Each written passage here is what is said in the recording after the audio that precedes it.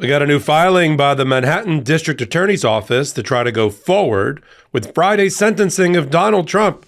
Donald Trump is 0 for 3 trying to get one trial court level judge and 2 appellate judges to side with him and stop Friday's sentencing in the Stormy Daniels 34-count hush money cover-up conviction. Unsuccessful, he's now lobbed a grenade into the United States Supreme Court.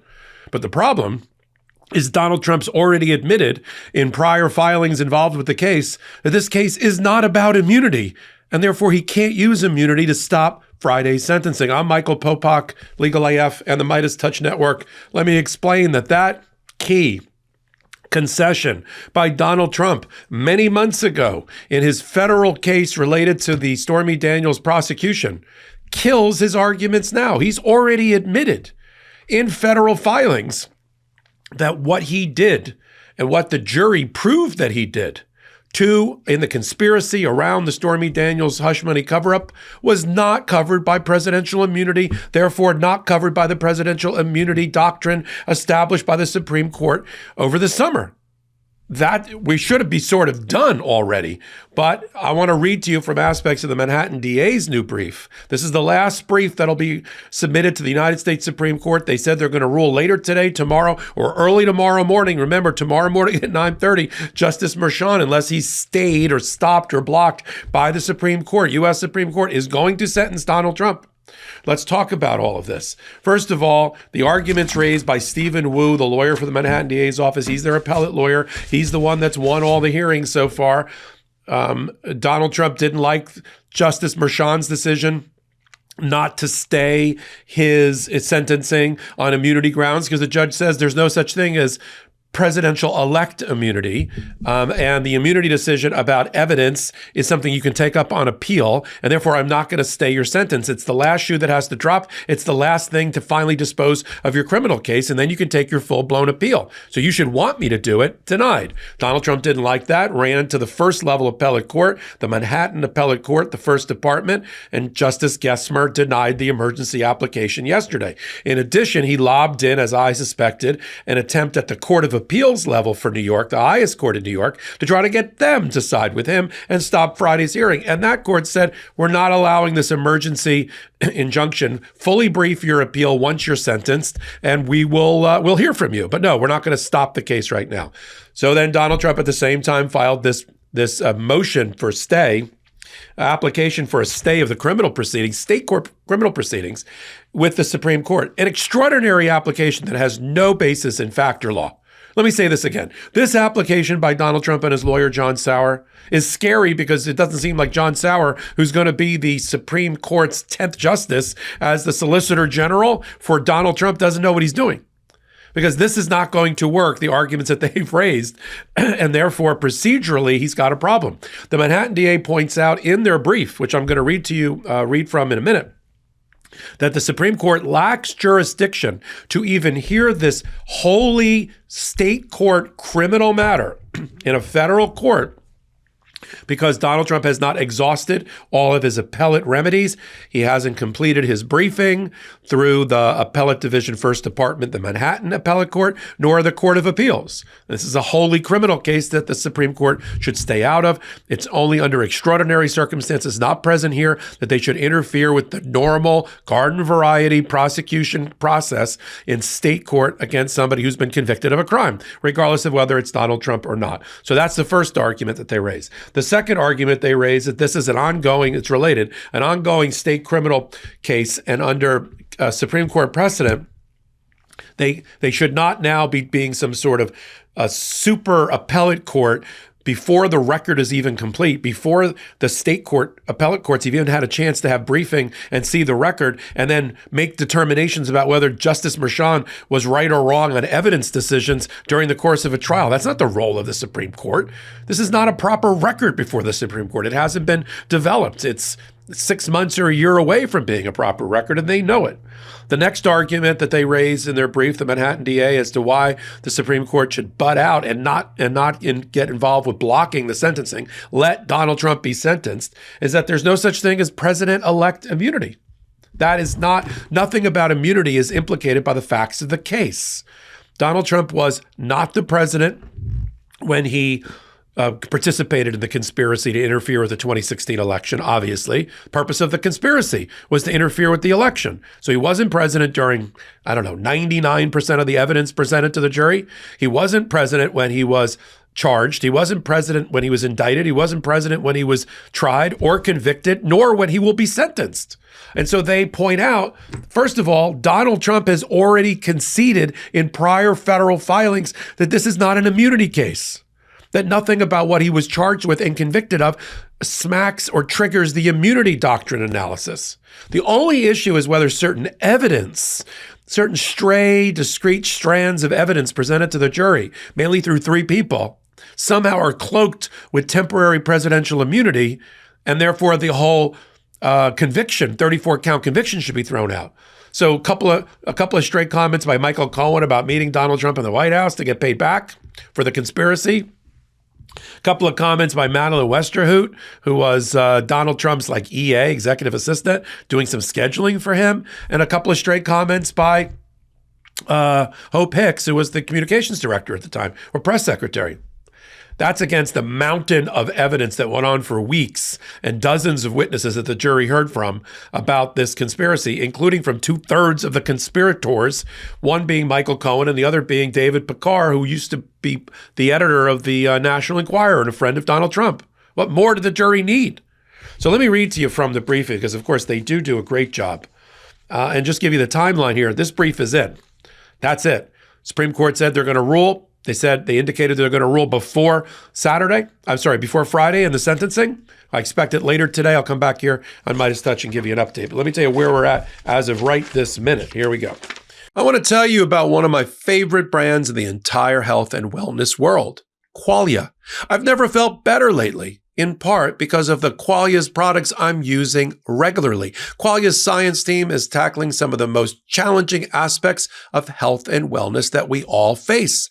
Human longevity to optimizing mental health. Qualia's health formulas meticulously blend many ingredients with complementary relationships into easy once-a-day formulas. This makes supporting some of our most nutritionally complex health needs very simple. Qualia conducts pilot studies and double-blind placebo-controlled clinical studies on many of their products, all while keeping each formula vegan, non-GMO, gluten-free, and backed by a 100-day refund guarantee. I encourage you to check out their rapidly expanding product line of supplements that support so many common health needs. One of my personal go-tos is Qualia's Senolytic, a clinically tested formula that helps the body naturally eliminate senescent cells so you can age better. These senescent cells cause the symptoms of aging such as aches and discomfort, slow workout recoveries, sluggish mental and physical energy associated with that, middle-age feeling. Take a look at Qualia's line of truly inspired health formulas. Go to qualialife.com/legalaf and use code legalaf at checkout for up to 15% off your purchase. That's QUALIA life.com/legalaf for 15% off your purchase. Thank you, Qualia, for sponsoring this episode. So here's the introduction.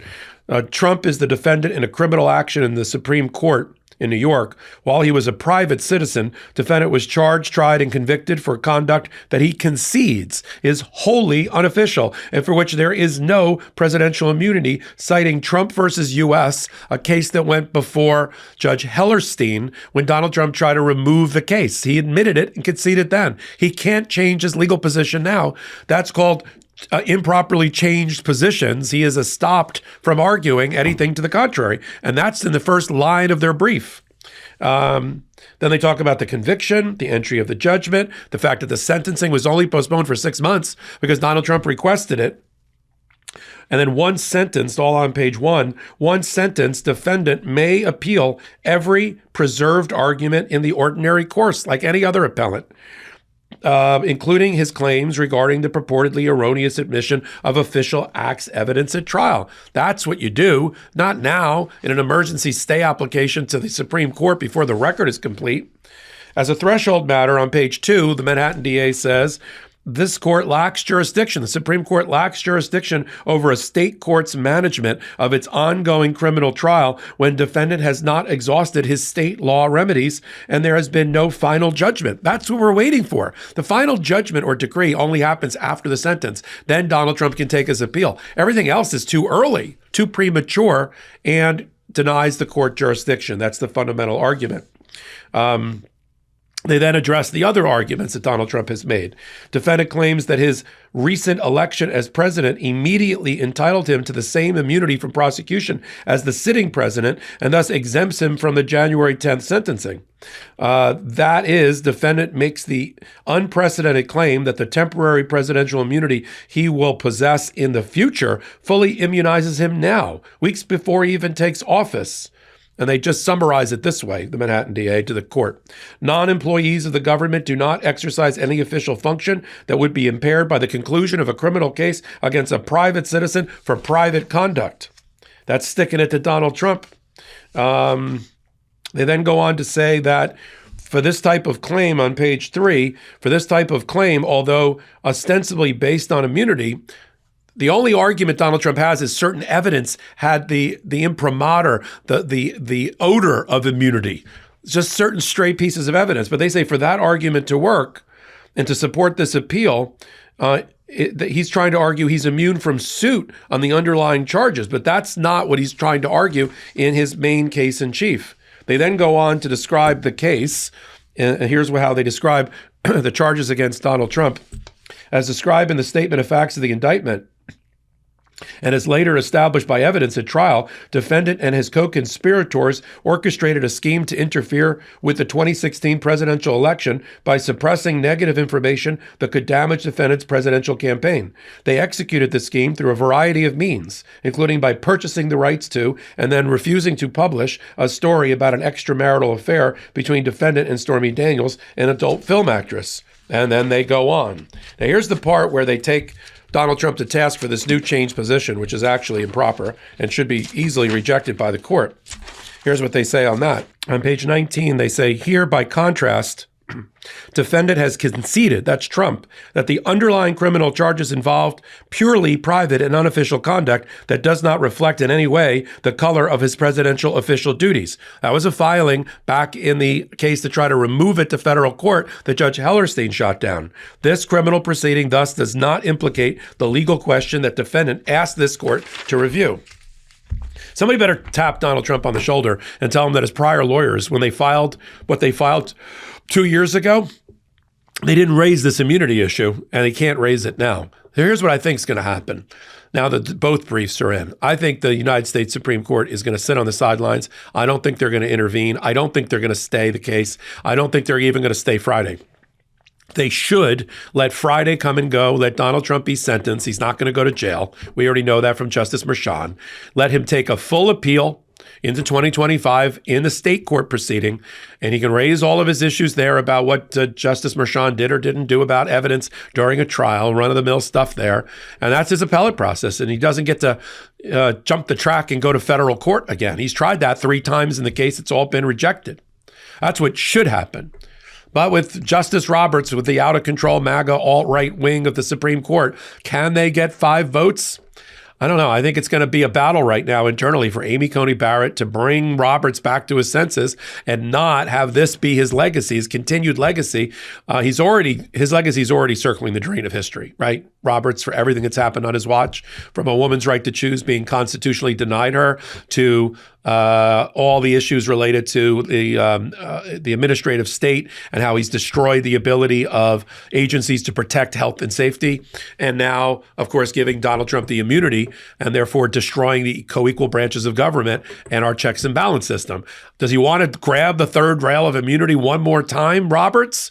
Or does he want to say, no, this is not what we meant by the immunity decision about stuff you did, when you were not the president, or if you raped somebody in the White House, for instance, that shouldn't be covered by immunity. I think that's where they're going to go. I'll be the first one to come back and tell you where they went here on MeidasTouch Network and on Legal AF, our YouTube channel. We're doing a lot of great work there. In fact, I'm doing a show called Unprecedented, speaking of unprecedented, with Dina Dahl, every week, where we look at every event at the Supreme Court, around the Supreme Court, and of course, we'll be covering this as well. So until my next Legal AF contribution, this is Michael Popok reporting. In collaboration with the MeidasTouch Network, we just launched the Legal AF YouTube channel. Help us build this pro-democracy channel where I'll be curating the top stories at the intersection of law and politics. Go to YouTube now and free subscribe at Legal AF MTN. That's at Legal AF MTN.